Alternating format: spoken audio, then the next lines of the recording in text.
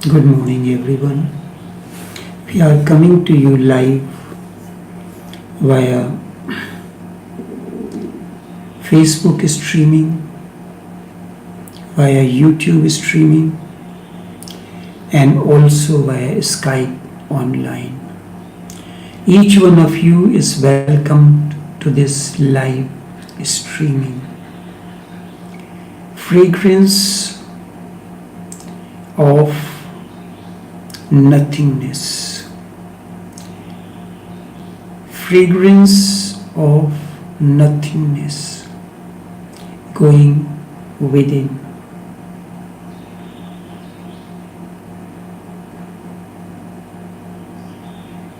Buddha says to Sariputra, O Sariputra, in emptiness there is no form, no feeling, no perception, nor impulse, nor perception,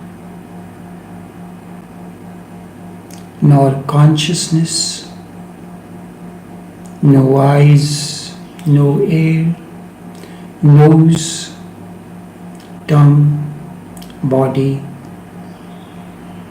mind. No forms, sounds, smell, taste, touch, or any object of the mind. In emptiness. No sight organs, no organs of perception, no organs of cognition, until we come to know mind consciousness. There is no ignorance. When you go beyond, come down from the no mind consciousness, ignorance breeds in human mind. Until we come to no mind element, there is no ignorance, no extinction of ignorance, and so forth, until we come to there is no decay or death, no extinction of decay or death, no suffering, no origination, no stopping, no path. There is no cognition or attainment, and no non-attachment.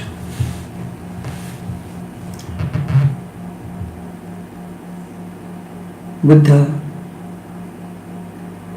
tells Sariputra, listen attentively, O Sariputra.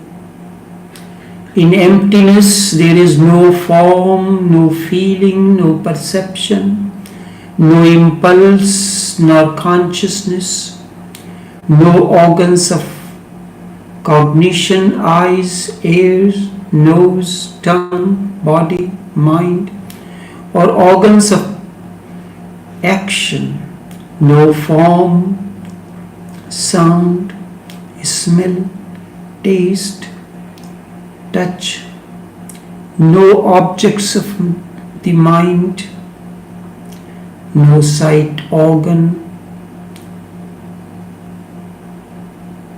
When we come to no mind consciousness, there is no ignorance, no extinction of ignorance, and so on and so forth.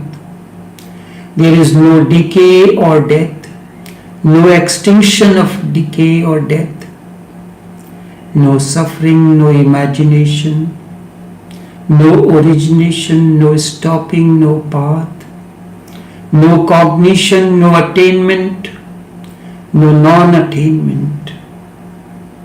Such is the nature of nothingness. Nothingness, what is nothingness? Nothingness indeed is the fragrance of the beyond. It is opening of the heart to the transcendental, that which is beyond cognition, that which dwells in the realm of unknown and unknowable. When your heart opens to that space, nothingness is the fragrance of the beyond. It is the opening of the heart to the transcendental. It is the unfoldment of 1,000-petal lotus. It is man's destiny, and yours too. You are complete only when your life wafts this fragrance. Without this fragrance, life is meaningless.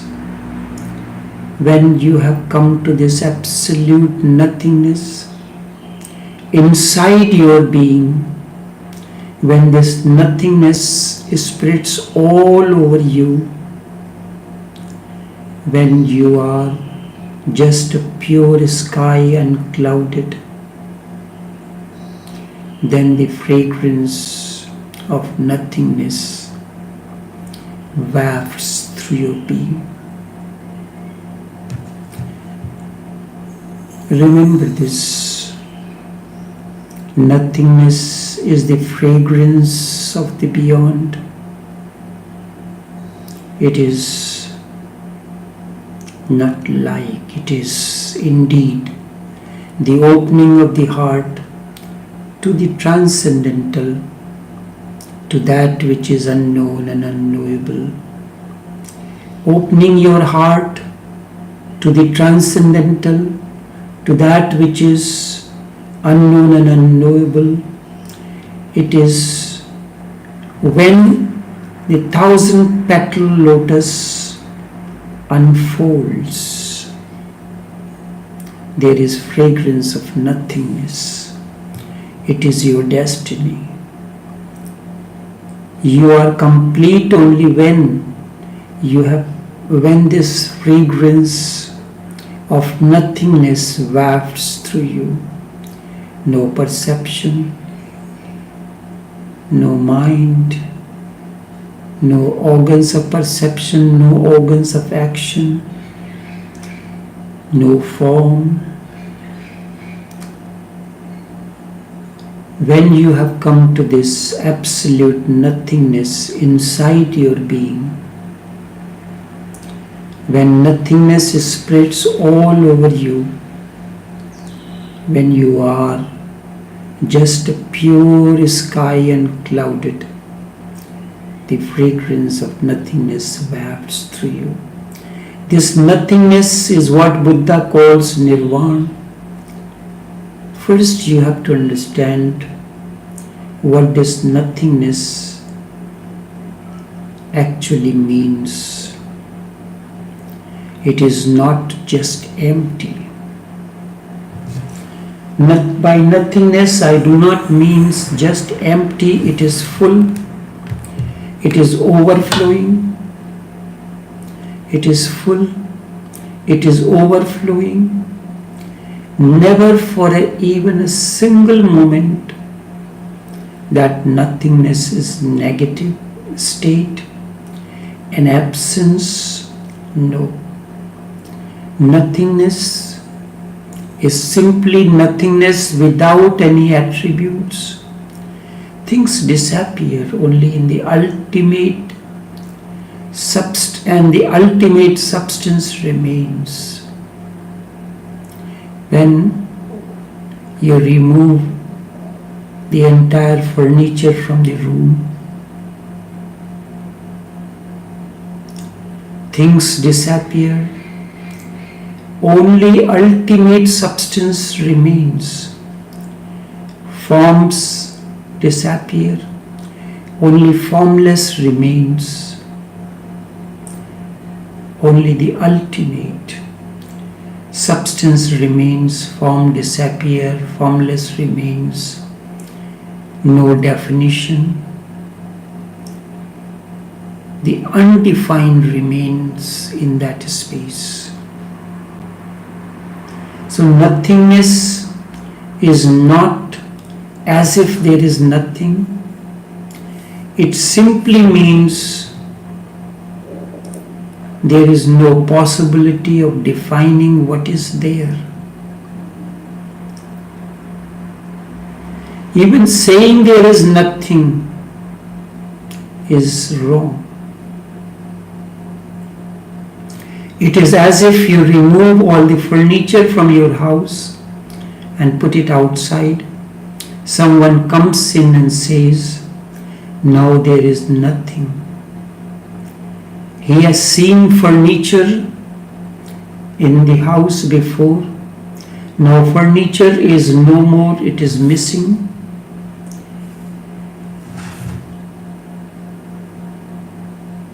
There is no longer anything, nothing.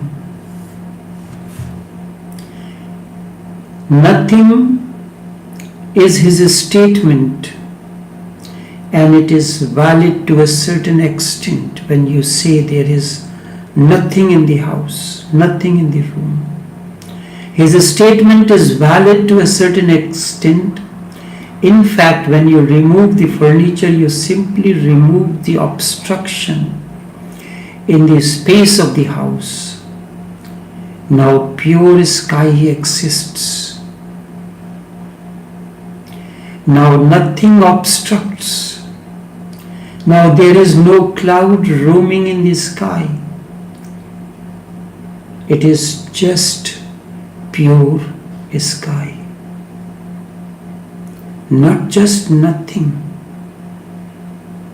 To you it appears empty, but it is purity. It is not only absence, but it is presence of something that you cannot envision. Have you ever been in an absolutely empty house? You will find that emptiness has a presence, a very tangible. You can almost touch it. That is the beauty of a temple or a church or a mosque. Pure nothing, just emptiness. When you go into a temple, what surrounds you is nothingness. It is empty of everything, but not just empty. In that emptiness, something is present, but only present for those who can feel it, those who are sensitive enough to feel it, who are aware enough to see it. Those who can see only things, that which is tangible, will say there is nothing. Those who can see nothing will say all is here, because nothing is here. When nothing is here, all is here. You may find it confusing. All is here because nothing is here. It is only when everything is removed, it overflows that which is. The identity of yes and no is the secret of nothingness. Let me repeat it. It is the very basis of Buddha's approach. Nothingness is not identified with no. Nothingness is not identified with yes. It is the identity of yes and no together, where polarities are no more polarities, where opposites are no more opposites, where the two opposites have merged into one another. That is what oneness is. Head and tail merge into one another. That is what called coin. Coin is the best example of oneness, where polarities are no more polarity, where opposites are no more opposites. But to the mind, the opposite always exists. The identity of yes and no is the secret of nothingness. Let me repeat it. It is the very basis of Buddha's approach. Nothingness is not identical with no. Nothingness is the identity of yes and no together, where polarities are no more, where opposites are no more opposites. When you make love to a man or a woman, the point of orgasm, what is this? Each one of you will have experienced that. What is the point of orgasm? It is in fact the point of nothingness. At that moment, the woman is no more a woman, the man is no more a man. Those forms have disappeared. That polarity between man and woman is no more there at that moment. That tension is no more there.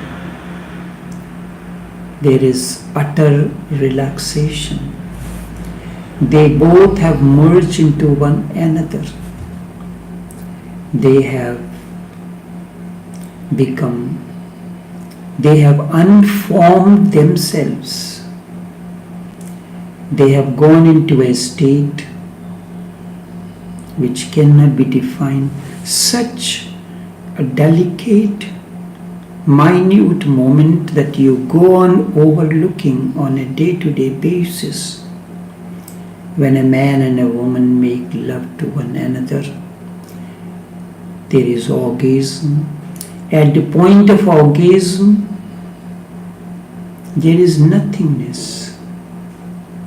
At that moment, woman is no more woman, man is no more man. The forms have dissolved into one another. That polarity between man and woman is no longer there.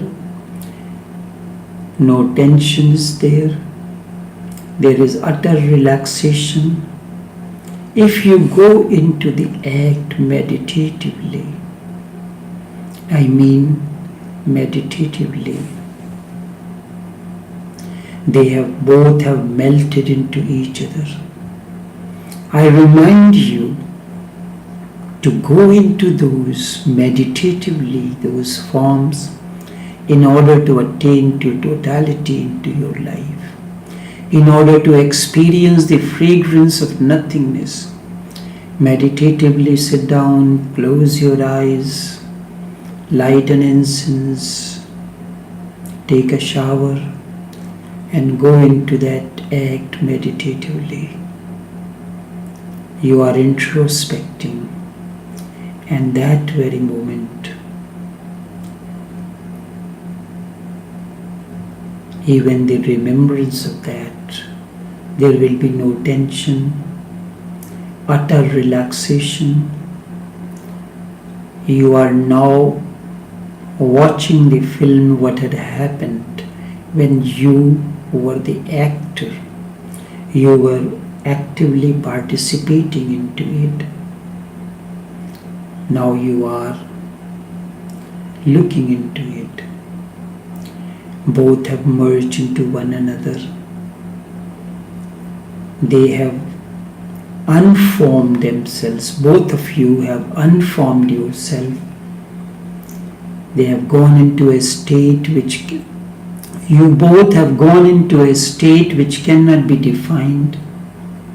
The man cannot say I. Woman cannot say I. There is no longer I's, there is no longer egos, because ego is always in conflict. The ego exists through conflict. It cannot exist when there is no conflict. When you go into this state, now meditatively, a great insight will dawn into you. In that moment, you will realize when orgasm happened, there was no ego. Two bodies have merged into one another. And hence the beauty of it. Hence the ecstasy of it, hence the samadhi-like quality of it.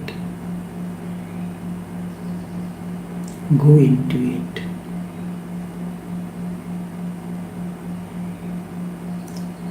Take a shower, choose a comfortable place, light incense, keep the lights dim. Go into the most beautiful moment of male-female relation when you were the active part of it. Visualize everything.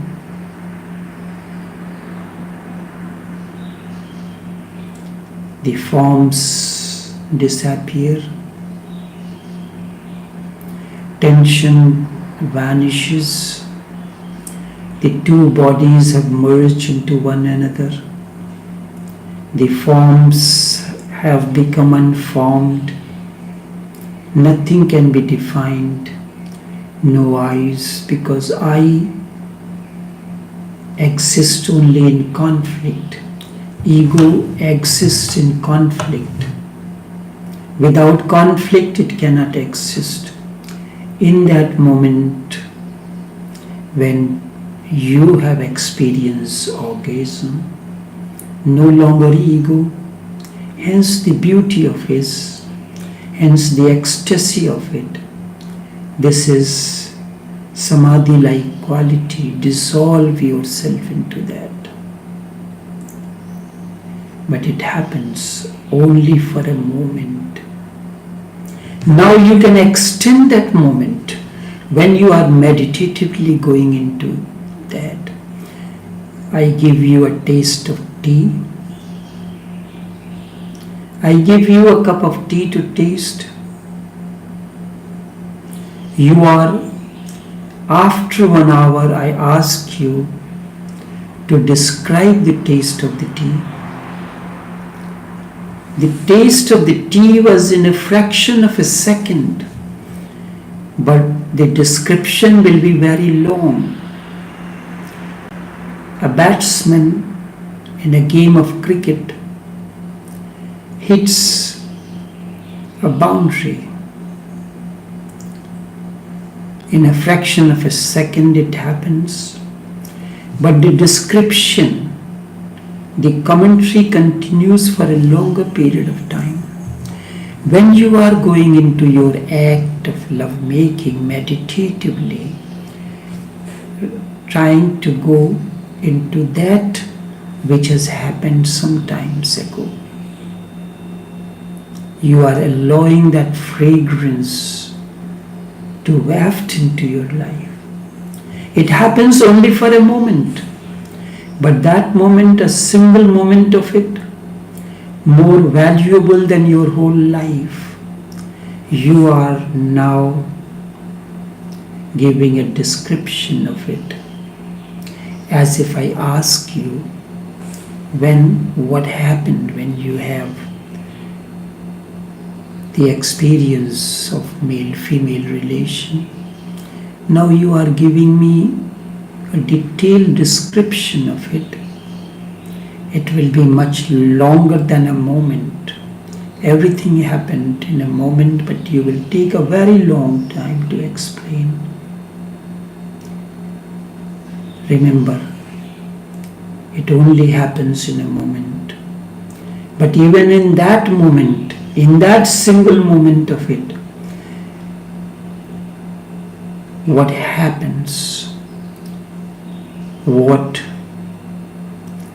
oozes into your being is more valuable than the entire life, because in that moment you come closest to truth.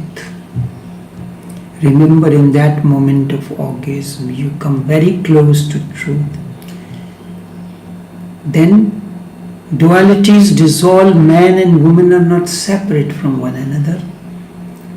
Man and a woman are separate polarities, but at that moment there is no separation. This is a polarity, yin and yang, positive and negative, day and night, summer and winter, life and death. These are polarities. When yes and no meet, when the opposites meet, there is no longer opposites. When they go into each other and dissolve into each other, as happens in the coin, the head and tail are two polarities. They merge into one another only to form a coin.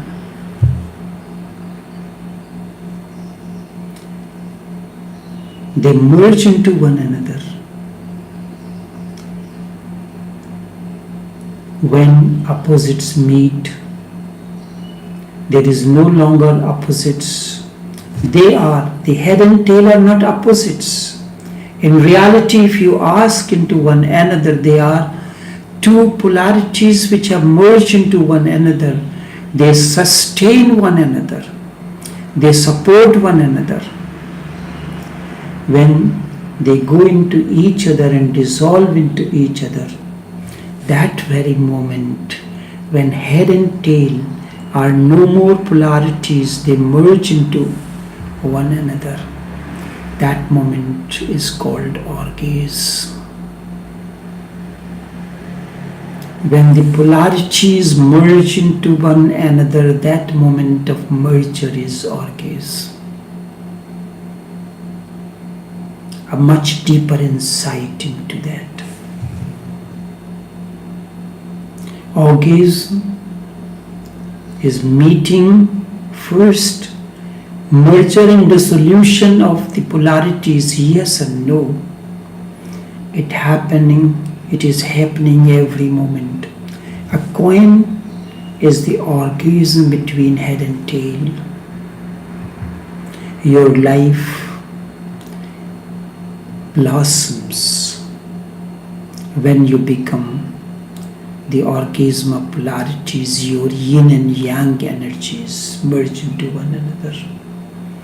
It is beyond both yes and no, yin and yang, Shiva and Shakti, male and female. In a sense, it is beyond both. It is beyond both. In a sense, it is both together, yin and yang together simultaneously, just as coin is head and tail together. In togetherness they exist. The merger of the negative and positive is the definition of negativeness, of nothingness.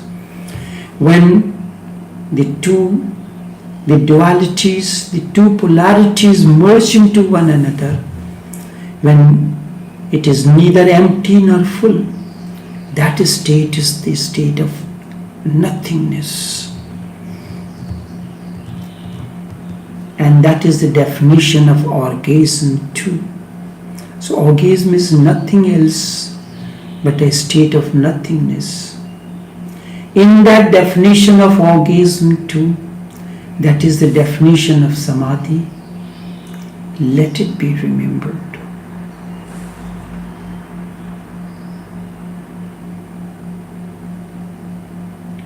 what happens?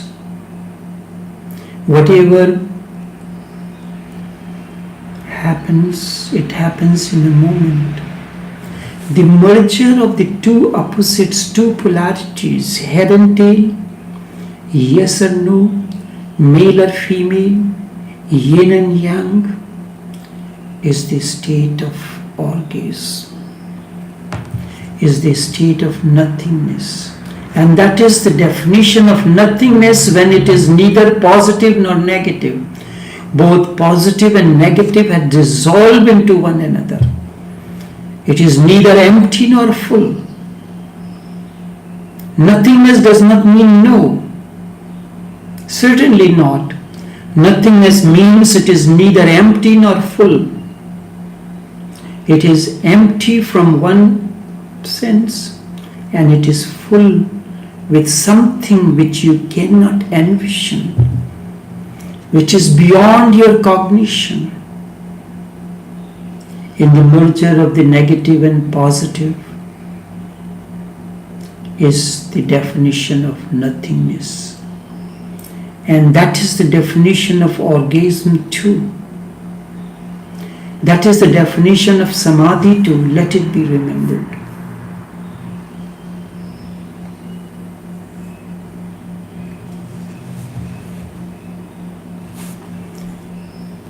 If you have experienced this state,